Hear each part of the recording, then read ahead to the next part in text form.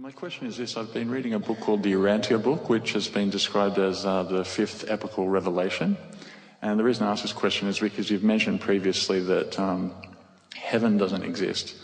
And so I don't know whether you're familiar with the book or the teachings of it. We can feel the vibration of it as you talk about it. Yeah, and I guess I just wanted to ask what your perception of that is, because it's really resonated with me, but yet it also, your teachings obviously also resonate, so I'm left a little bit confused about, the existence of heaven, I guess I'm asking about. Well, the nice thing is, our opinion of your opinion is irrelevant. In other words, if you're reading something that feels uncomfortable, that discomfort that you feel is your indicator that the source within you is not in agreement, not necessarily of what's written, but of your perception of what's written.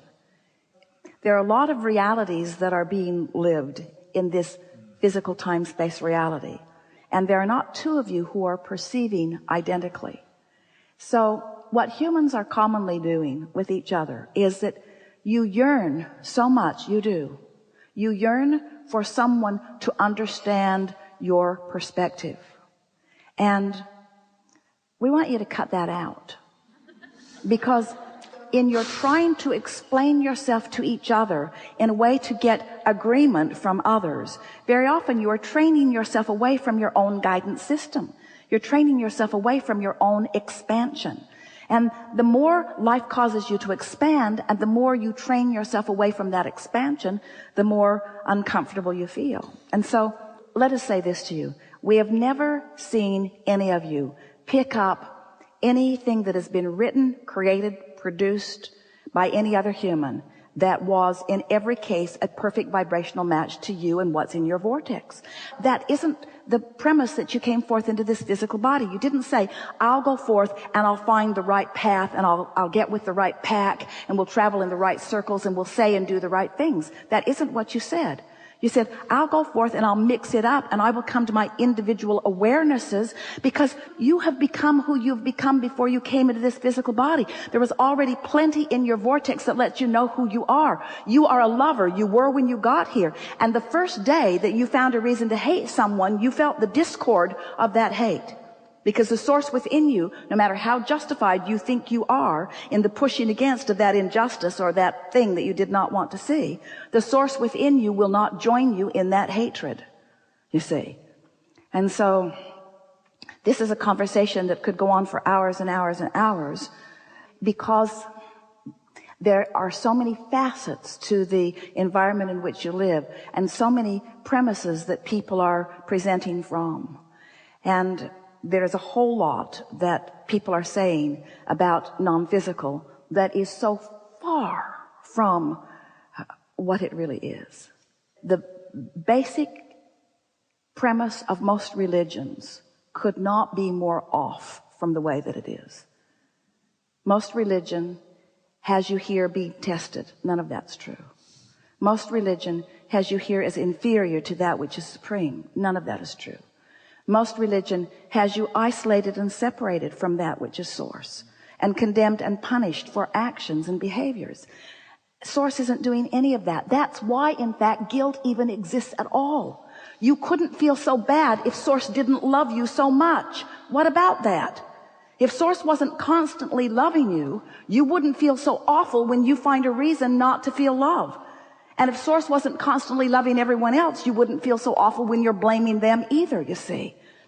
So once you show yourself actively your own guidance, once you stand in any moment in time and you say, here I am, and source, I know you have an opinion about this child that I'm looking at, and you feel yourself welled up with appreciation, you can feel that your opinion, your approach, your perception right here, right now is so in sync with the source within you that you are full of the completion of that which is source. That's what positive emotion is. The better you feel, the more you are completing or allowing the extension of source right here and now in this moment in time. And the worse you feel, the more your desire to be that is, but the more you are disallowing it, you see. So we would graze our way across the libraries of your world and across the data fields of your world. We would look for resonance. We would be constantly looking for resonance. But we would not be doing what most humans do, which is exploring the manifestations. Most humans are running around not even aware that they are vibrational creators, looking at the results of the vibrations that people have been offering, and then letting their whole life be based upon those manifestations. So then they sort the manifestations in piles. These are good ones, these are not so good, these are terrible. And our religion judges those manifestations as completely inappropriate and those manifestations as better. And then we conjure some fictitious heaven that is someplace else, when your heaven or your hell that you are living is your resonance or your lack of it. It's your alignment or your not. It's your allowing of the source within you now or not, you see. Source is never departing from you. You didn't lose your connection with Source when you came into this physical experience. Source came right here with you. But you can choose thoughts that pinch you off pretty good from it, and you can choose thoughts that align you with it right away, you see. You can live a life of alignment, and you will discover heaven on earth. And from our perspective, what heaven on earth really is sifting through some contrast and recognizing some negative emotion. That's delicious. Guidance. I have guidance within me. I know that I'm off the track of something, but I also know I gave birth to something more, and that source within me resonated with the more and became it immediately, and that the only reason that I can feel negative emotion right now is because I expanded and didn't go. That's heaven on earth. And now I'm consciously aware of my guidance system. Now I can find thoughts that feel a little better. I can give myself some ease and relief. You call that forgiveness. We call it coming back into alignment. It's the releasing of the resistance and the resonance with the source within me. And now I'm back in resonance, and now my grid's filling in, and now wonderful things are happening everywhere I turn. Sweet people talking to me, intellectual conversations going on, physical stamina and vitality and flexibility is mine.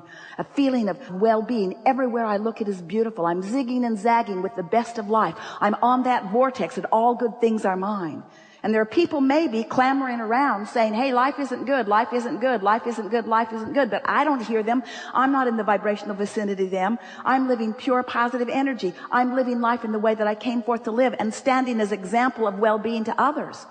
And when others come into my experience, maybe they were born into my family, maybe I was born to them, maybe I married one of them, maybe I go to school with one of them, somebody is clamoring in a vibration that doesn't feel so good. They're saying, hey, you, what have you got your head in the clouds? What are you so happy about? You should be down here with us, living life in the reality that we all live. You should be sifting and sorting through the stuff of life, and you should be perceiving life more as we perceive it. And we say, you can't perceive other than you perceive. And when you tune yourself to the frequencies of well-being, well-being is what will be revealed to you everywhere you go.